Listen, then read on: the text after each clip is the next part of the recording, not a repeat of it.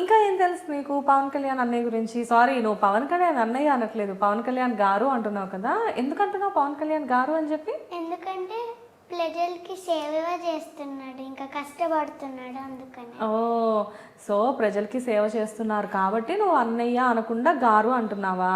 Very good. కానీ పవన్ కళ్యాణ్ గారు ఏంటి అనేది నీకు తెలుసా? What is he? Deputy CM. Deputy CM తెలుసా నీకు? అంటే చాలామందికి ఆయన హీరోగా తెలుసు, నీలాంటి చిన్న చిన్న క్యూట్ క్యూట్ గర్ల్స్కి. బట్ నీకు డిప్యూటీ సీఎం అని తెలుసా ఆల్రెడీ? ఓకే, డిప్యూటీ సీఎం అంటే ఏంటి? డిప్యూటీ సీఎం అంటే డిప్యూటీ సీఎంఏ. డిప్యూటీ సీఎం అంటే డిప్యూటీ సీఎంఏ. Okay, nice nice, very cute. And Pavan Kalyan garu not only deputy CM, కానీ పవన్ కళ్యాణ్ గారి గురించి నీకు ఇంకొక విషయం తెలుసా? ఆయన ఎవరైనా పవన్ కళ్యాణ్ గారి దగ్గరికి వెళ్ళి నాకు హెల్ప్ కావాలి అని చెప్పి అడగగానే వెంటనే రియాక్ట్ అవుతారు, తెలుసా నీకు ఆ విషయం? తెలుసు. ఎస్పెషల్లీ విమెన్స్కి ఆయన చాలా హెల్ప్ చేస్తారు. అండ్ విమెన్స్ అంటే గుర్తొచ్చింది, మొన్న విమెన్స్ డే సెలబ్రేషన్స్ జరిగాయి, నీకు ఐడియా ఉందా? సో విమెన్స్ గురించి నువ్వేమైనా చెప్తావా? నువ్వు చిన్నపిల్లవు కదా, విమెన్స్ గురించి నీకు ఏమైనా చెప్పడం తెలుసా? హ్యాపీగా ఉన్నప్పుడు హ్యాపీగా ఉండడం, సాడ్గా ఉన్నప్పుడు సాడ్గా ఉండడం అట్లా ఉండద్దు, సేమ్గా ఉండాలి. అవునా? ఓకే, మమ్మీ అలానే బ్యాలెన్స్గా ముందుకు వెళ్తారు. అబ్బా, ఎలా తెలుస్తుంది నీకు ఈ విషయం? అంతే అంతే. అదే ఎలా ఎలా హౌ యు నో? మన నోటికి వచ్చింది. నీ నోటికి వచ్చింది అంటే ఇంట్లో మమ్మీ ఎప్పుడైనా కోపం వచ్చిందనుకో, లైక్ అంటే మమ్మీకి ఎప్పుడైనా మూడ్ బాగాలేదనుకో, సపోజ్ క్లాసెస్ డిలే అవ్వడం, లేకపోతే ఎవరైనా కానీ చిరాకు పడడం, కోపడడం చేస్తూ ఉంటారు కదా. మమ్మీ మూడ్ బాగుండనప్పుడు మమ్మీ ఎలా ఉంటారు? బ్యాలెన్స్డ్గా ఉంటారా, లేకపోతే ఎక్కువ కోపంగా ఉండడం అలా ఉంటారా? బ్యాలెన్స్డ్గా ఉంటారు. సో ఇలాంటి కొటేషన్స్ అన్నీ నువ్వు మమ్మీని చూసే నేర్చుకున్నావా? ఓకే, సో మమ్మీలానే బయట ఉమెన్స్ అందరూ కూడా బ్యాలెన్స్డ్గా ఉండాలి అని చెప్తావా? ఓకే, ప్రతి ఇంటర్వ్యూలో మమ్మీ గురించి ఎక్కువ చెప్తూ ఉంటావు, డాడీ గురించి ఎప్పుడు చెప్పవు? డాడీ రారు కాబట్టి. ఇంటర్వ్యూస్కి డాడీ రారా? ఒక్కొక్కసారి వస్తారు. ఎక్కువ మమ్మీతో పాటే వెళ్తావు కదా. డాడీ ఏం చేస్తారు దియా? జాబ్ చేస్తారు. ఓకే, మరి ఎప్పుడైనా నువ్వు పర్ఫార్మెన్స్ ఇవ్వడానికి ఎక్కడికైనా దూరం వెళ్ళావనుకో, అప్పుడు నీతో పాటు మమ్మీ ఒక్కరే వస్తారా, మమ్మీ డాడీ ఇద్దరు కలిపి వస్తారా? ఇద్దరు. ఓకే, డాడీ ఏ హెల్ప్ చేస్తారు నీకు? ఆల్ ద బెస్ట్, బెండింగ్ చేయి, స్మైల్ ఇవ్వు అని చేస్తారు. ఓకే, అది ఓకే. బట్ మమ్మీ నిన్ను రెడీ చేయడం, డ్రెస్, ఇంకా పానాని పెడతాడు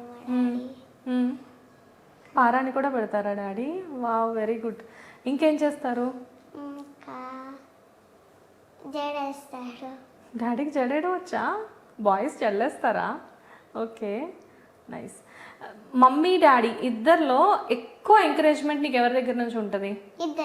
ఇద్దరు ఎక్కువ ఎంకరేజ్ చేస్తారా? అంటే ఇప్పుడు కొంతమంది పేరెంట్స్ ఎలా ఉంటారంటే, ఒకళ్ళేమో ఎక్కువ చదువుకోమని చెప్తారు, ఒకళ్ళేమో ఎక్కువ పర్ఫార్మెన్సెస్, యాక్టింగ్ దానికి ఎక్కువ ఇంట్రెస్ట్ చూపిస్తారు.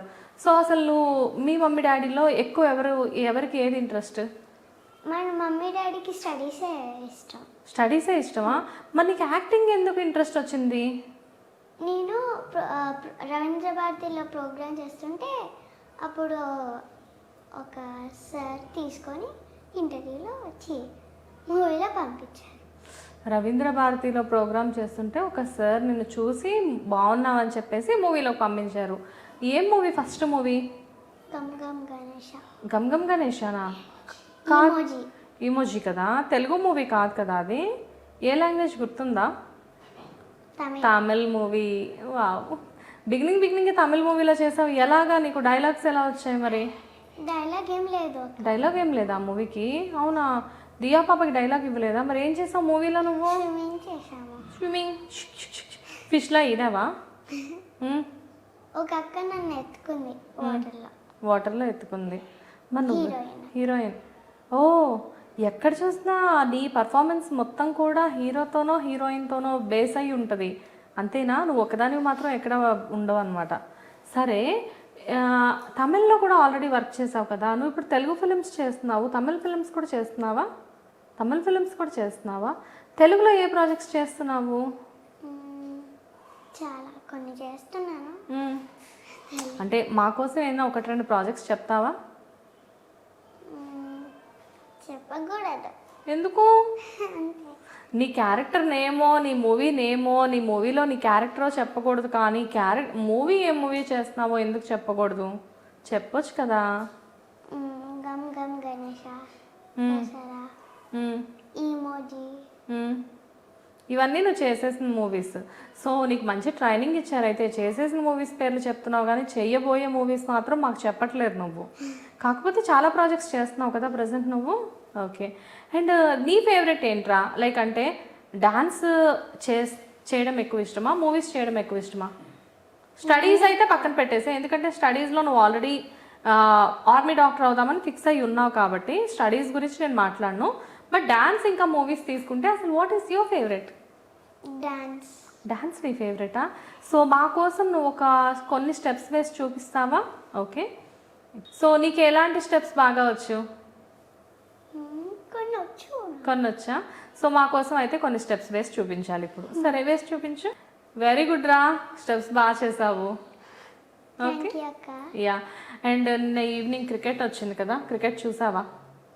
టీమిండియా దగ్గరుండి గెలిపించావు కదా. సో చెప్పు క్రికెట్ గురించి.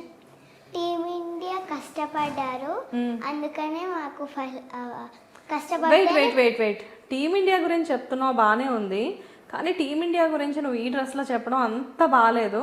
సో టీమిండియా గురించి చెప్పేటప్పుడు టీమిండియా డ్రెస్లో వస్తే ఇంకా బాగుంటుందేమో. ఒకసారి అలా ఏమైనా ట్రై చేయొచ్చు కదా.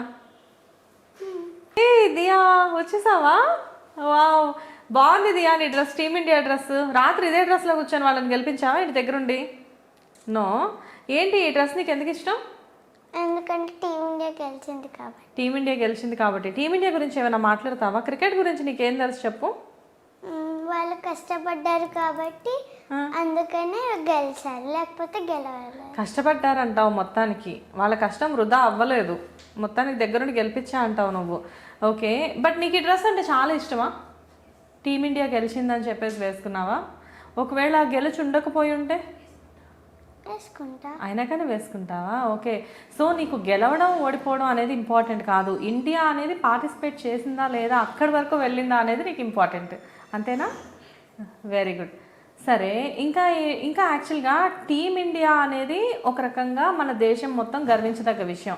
కానీ ఇంటికి ఒక క్యాప్టెన్ ఉంటారు, తనే అమ్మ.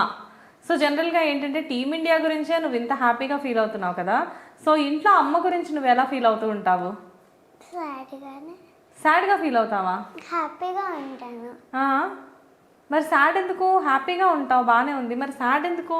సో మమ్మీ గురించి ఏం చెప్తావు నువ్వు? Mummy captain of the house కదా, సో నువ్వేం చెప్తావు మమ్మీ గురించి? మమ్మీ మార్నింగ్ నుంచి ఈ నైట్ దాకా ఏదో ఒక పని చేస్తూనే ఉంటుంది. అఫ్ కోర్స్ మమ్మీలు అందరూ చేస్తూనే ఉంటారు, కాకపోతే మమ్మీ వర్కింగ్ ఉమెన్ కూడా కదా. సో మమ్మీ క్లాసెస్ అన్నీ కూడా ఉంటాయి కదా బేసిక్గా. మరి మమ్మీ మార్నింగ్ లేచిన దగ్గర నుంచి 4-5 క్లాసెస్ అటెండ్ అవ్వాలి, బ్రాంచెస్ చాలానే ఉన్నాయి. మరి నిన్ను చూసుకోవడం, డాడీని చూసుకోవడం మమ్మీ కుదురుతుందా? అవునా, ఎలా చూసుకుంటారు మమ్మీ మిమ్మల్ని? కష్టపడి. ఓకే. బట్ ఇంకా ఏం చెప్తావు మమ్మీ గురించి చెప్పాలంటే నువ్వు? కష్టపడతారు.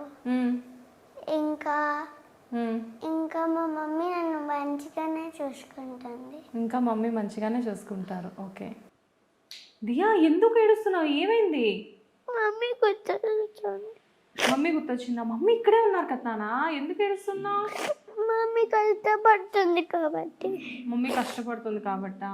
అయ్యో, అందరు మమ్మీలు కష్టపడతారు నాన్న, కానీ అంత కష్టం ఎప్పుడు మమ్మీలు మర్చిపోతారు తెలుసా?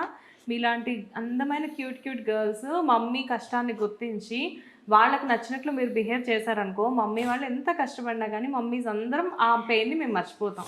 కాబట్టి మీరు ఎప్పుడు గుడ్ గర్ల్స్లా ఉండి డెఫినెట్గా మీ అంబిషన్ని చాలా తొందరగా రీచ్ అవ్వాలి. మమ్మీ చెప్పినట్లు వినాలి, హ్యాపీగా ఉండాలి. మీరు హ్యాపీగా ఉంటూ మమ్మీ డాడీని కూడా హ్యాపీగా ఉంచాలి. ఆటోమేటిక్గా మేము కష్టపడుతున్న విషయం అప్పుడుతో మర్చిపోతాము. ఓకేనా? సో ఏడో కళ్ళు తెచ్చుకో. దియా బేబీ గుడ్ గర్ల్. ఈ షో అయిపోయిన తర్వాత మనం వెళ్ళి చాక్లెట్స్ కొనుక్కొచ్చుకుందాం. ఓకేనా? ఓకే. సో మమ్మీ కష్టపడడం అంతా బాగానే ఉంది. ఫైనల్గా మరి మమ్మీకి నువ్వు చాలా హెల్ప్ చేయాలి పెద్ద అయిన తర్వాత. సో దానికోసం నీ గోల్ అయిన మెడిసిన్ నువ్వు డెఫినెట్గా ఫుల్ఫిల్ చేయాలి. ఆర్మీ డాక్టర్ అవుతా అని చెప్తున్నావు కదా. సో ఎక్కడ మెడిసిన్ కంప్లీట్ చేస్తావు నువ్వు పెద్ద అయిన తర్వాత? ఇండియాలోనే చేస్తావా? అదేంటి మెడిసిన్ అనేసరికి అందరూ బయట కంట్రీస్ వెళ్తున్నారు, ఫీజెస్ గురించి అన్నిటి గురించి ఆలోచించి, నువ్వెందుకు ఇండియాలోనే అని చెప్తున్నావు? ఇండియాది మంచి దేశం కాబట్టి. ఇండియా అనేది మంచి దేశం కాబట్టి నువ్వు ఇండియాలోనే కంప్లీట్ చేయాలి అనుకుంటున్నావు. వావ్, వండర్ఫుల్ దియా. అటు యాక్టింగ్ కాక ఇటు స్టడీస్ కాకుండా నీకు దేశం మీద కూడా దేశభక్తి చాలా ఎక్కువగా ఉంది. సో దానికోసం నీ డ్రెస్ కూడా మాకు చూపిస్తున్నావు, చాలా బాగుంది దియా. అండ్ వండర్ఫుల్ దియా. బేసిక్గా ఏంటి అంటే నీలాంటి క్యూట్ క్యూట్ పిల్లలు ఇంటర్వ్యూ అనేసరికి కొంచెం భయపడుతూ ఉంటారు. బట్ నువ్వు ఇంటర్వ్యూ అన్న ప్రతిసారి చాలా యాక్టివ్గా కెమెరా ముందుకు వస్తావు, హ్యాపీగా ఇస్తావు. రియల్లీ దియా పాప అంటే క్యూట్గా కనబడుతూ ఉంటుంది ఎవ్రీ ఇంటర్వ్యూలో. అన్నిటికంటే ఇంపార్టెంట్ నీ మాటలు చాలా క్యూట్గా ఉంటాయి. And I wish you all the best Diya. నువ్వు అనుకున్నట్లే ఫ్యూచర్లో పెద్ద డాక్టర్ అవ్వాలి, నీ గోల్ ఫుల్ఫిల్ చేయాలి. I wish you all the best. Bye bye. Thank you. Bye.